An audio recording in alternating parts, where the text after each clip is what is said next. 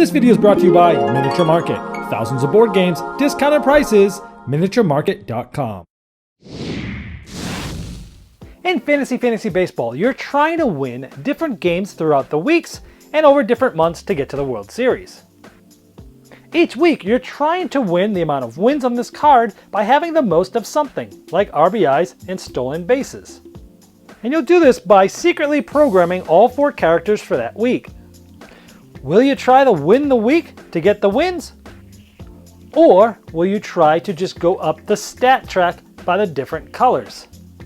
Which will give you points at the end of the game depending on which place you are in each of the stat tracks. And which 2 players will you hold back in your hand to be able to activate their special magic ability while resolving cards? You'll also be drafting cards and swapping out cards from the free agent pools between the months. Hopefully having you win enough games to get into the World Series where you do a final 4 out of 7 for the game win.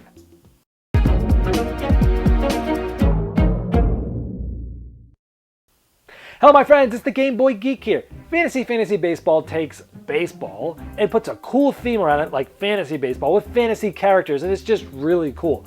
I like that the mechanisms are pretty simple. You're drafting some cards, you're picking which ones to play, but there's a lot of thought and depth as to what goes on. Are you going to try to win certain wins this week? Which games are you really going to go after? Do you really think you can get them? Because if not, you're not going up on the stat track. Or do you just go, you know what, you guys are going to win this one. I'll go up to the long-term points in the stat track. And which ones am I holding back for the magical abilities? You might want to hold somebody back that's really good because you really want to use that magic ability to win something you don't think you'd normally be able to win. So it's simple, but there's a lot to think about. Adding characters over the game, getting to the thing.